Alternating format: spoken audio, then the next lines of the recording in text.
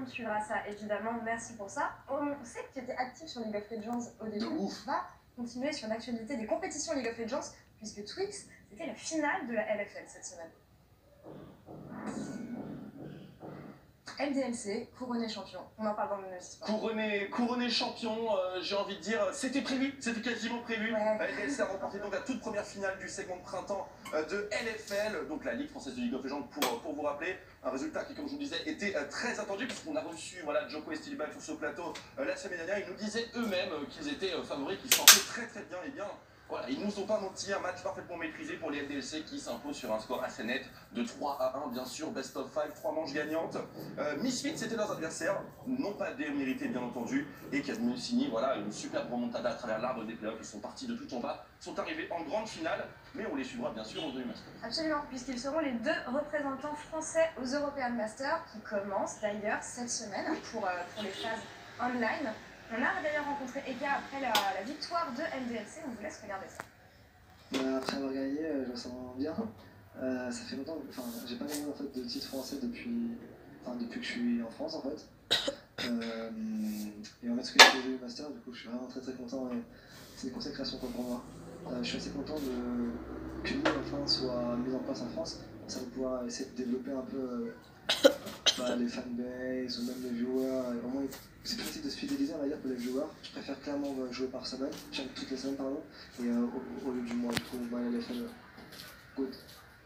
Voilà, LK, champion de France, en tout cas pour le segment printemps, c'est une victoire très importante pour lui, c'est son premier titre, donc vraiment félicitations à lui. Donc on a beaucoup parlé de Djoko et Steelback, mais il y avait quand même LK, il était là, il a quand même sévèrement porté. Donc, Dogby League of Legends, tu as été pro player dessus avec l'équipe Millennium. Tu as eu un excellent palmarès, parmi les meilleurs sur les titulaires français. Est-ce que tu as encore le temps de suivre un petit peu, même de loin? De loin, vraiment de loin. C'est-à-dire que par exemple Djoko, qui est aussi un ami, j'ai eu même l'occasion de le coacher à l'époque de Millennium, etc.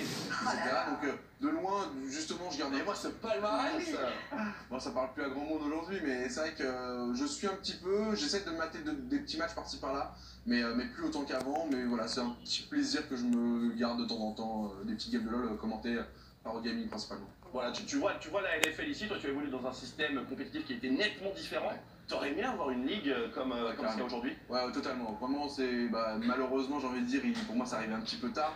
Justement, après, bon, ça reste quand même très intéressant. On est là avec toi, justement, il y a très longtemps.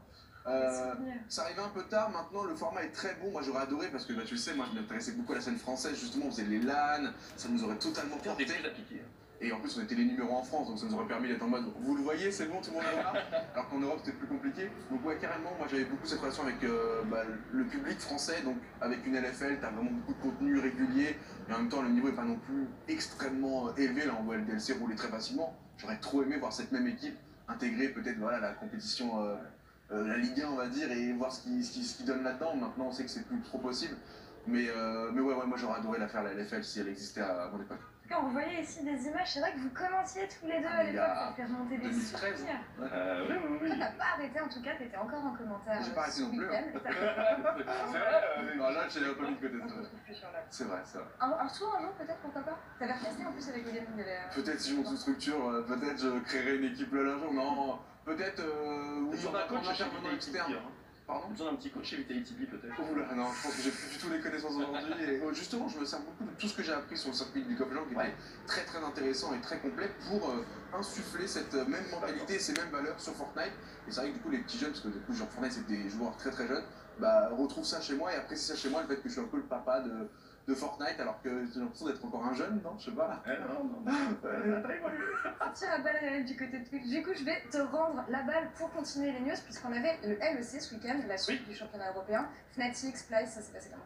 Fnatic, Splyce, déjà c'était une rencontre extrêmement attendue, bien sûr. Fnatic qui avait signé, on vous en parlait, un superbe retournement de saison. Voilà, ils sont rentrés en playoff, ils se sont débarrassés des Vitality 3-0. Ça a été un résultat quasiment similaire contre Splyce. Victoire de Fnatic 3-1, un BO quand même plus disputé, je dirais, que le round précédent. Mais les Fnatic, voilà, qui continuent leur ascension à l'image de... Voilà, les vice-champions du monde sont de retour, j'ai envie de dire, et on attend de voir jusqu'où ils iront en LEC. Et on les retrouvera à Rotterdam la semaine prochaine aux côtés de Origin et G2 pour la finale du split. On prend la direction de Bruxelles maintenant avec le Bruxelles Challenge, compétition de versus fighting.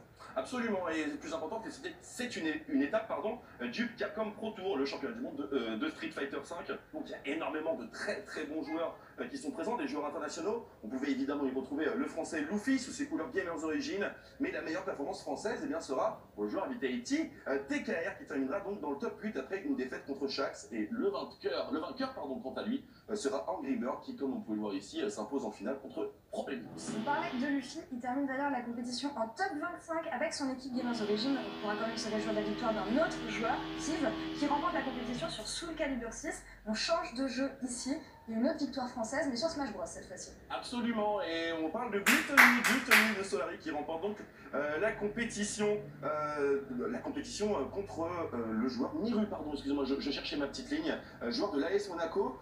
Donc Vince qui terminera tout de même 3ème, tout comme Kiv. Donc la constance de Gluttony est elle aussi impressionnante. Pour rappeler, Kiv, il avait réussi à faire une superbe performance à l'Evo Japan en la remportant. Absolument. On enchaîne ici avec deux news super importantes. L'alliance entre le sport et l'e-sport, une fois de plus. C'est quelque chose auquel on est habitué maintenant. Ouais, on y est habitué. Donc c'est cette semaine aussi qu'on a appris l'arrivée du FC Barcelone sur Rocket League, mais celle aussi du FC Grenoble, le club de rugby français en top 14, qui a annoncé son équipe Overwatch, figurez-vous. Ouais, surprenant. En tout cas, on pourra les voir jouer